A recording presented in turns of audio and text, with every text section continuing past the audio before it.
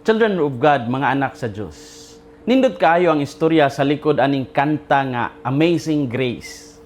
Sa tuig nga 1748, usa ka slave trader o tigbaligya og mga ulipon nga ginganlan og John Newton. Misakay sa barko og nakasinati siya og kusog nga unos sa dagat. Naghuna-huna siya nga katapusan na jud to sa iyang kinabuhi tungod kay ang balod halos mulumos sa tibuok sakayan. Sa iyang kahadlok, midangop siya sa Ginoo bisan pa sa iyang daotang kinabuhi isip tigbaligya og mga ulipon o slave trader. Natingala siya nga naluwas sila gikan sa unos og nakamata siya nga adunay bag-ong pagtan-aw sa grasya sa Ginoo. Nga bisan di ay makasasala siya, gigrasyahan gyapon siya sa Ginoo. Ug hinay-hinay siyang nibiya sa iyang daotang binuhatan ug naghinulsol sa iyang mga sala. Good news, nahimo siyang pari sa simbahang Anglican o nagsugod sa pagwali mahitungod sa kaluoy sa Dios. Ug tungod sa iyang laom nga kasinatian sa grasya, iyang gisulat ang bantog kay nga kanta nga ilado hantud karon, Amazing Grace. Usa sa pinaka nindot nga linya sa maong kanta mao kini, I once was lost but now I'm found, was blind but now I see. Ang kanta nahimong simbolo sa paglaom alang sa mga taong nakasinati sa kangit-ngit sa sala ug kasakit. Hangtod karon, daghan gihapon ang natandog sa mensahe nga bisan di ay ang usa ka tawo nga hinahisalaag mahimo gihapong usbon sa grasya sa Dios. Sama kang John Newman nga nakakita pag-usab pinaagi sa grasya sa Dios, mausab kini ang atong madungog sa ebanghelyo karong adlaw. Atong makita si Bartimeo nga usa ka buta nga tawo nga walay paglaom sa pananaw sa kadaghanan. Apan pinaagi sa iyang pagtuo ug pagsinggit kang Hesus, iyang nadawat dili lamang ang pisikal nga pananaw kundi usab ang bag-ong kinabuhi. Unsay makutlo nato karong adlaw? Unang punto, ang tinuod nga pagtuo mudangop gihapon sa Ginoo bisan sa panahon nga daw ang tanang paglaom naawp na. Si Bartimeo nagpabilin sa daplin sa dalan isip usa ka makililimos nga walay gahom ug dungog sa katilingban. Apan sa dihang nadungog niya nga si Jesus mao'y niagi. Wala siya maulaw sa pagsinggit aron mangayo og tabang. Dagan ang misaway kanidya og nagpahilom kaniya apan wala siya muundang. Nagpasabot kini nga ang pagtuo usahay kinahanglan adunay kaisog aron mupadayon bisan pa sa mga daghang babag.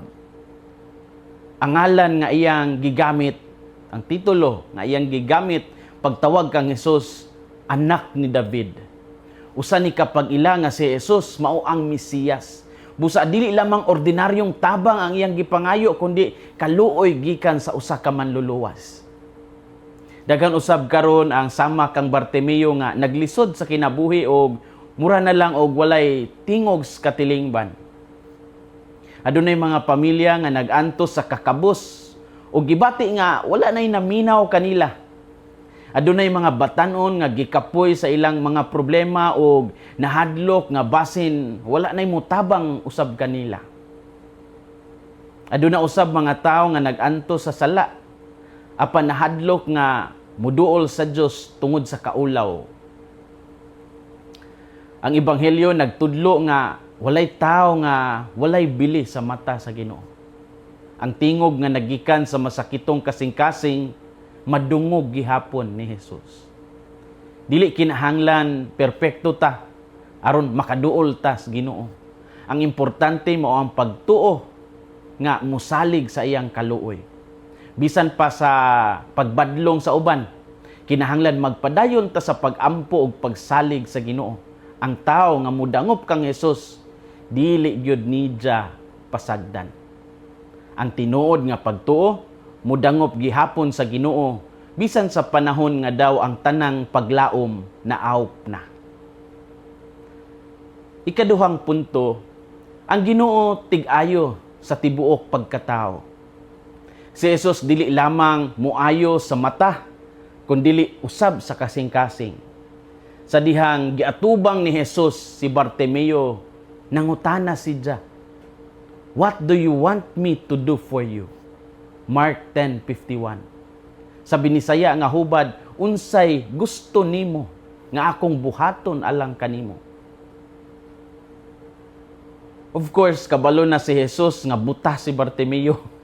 Apan gusto niya ang si Bartimeo mismo may musulti sa iyang tinguha. Kini usa ka timaan nga ang Dios gusto nga makigrelasyon ka nato pinaagi sa sincero nato nga mga pagampo. Tinuuray nga pagampo. Ang pagampo dili lamang paglitok og mga memorized nga mga pulong kundi pag-abli sa atong kasing-kasing ngadto sa Ginoo.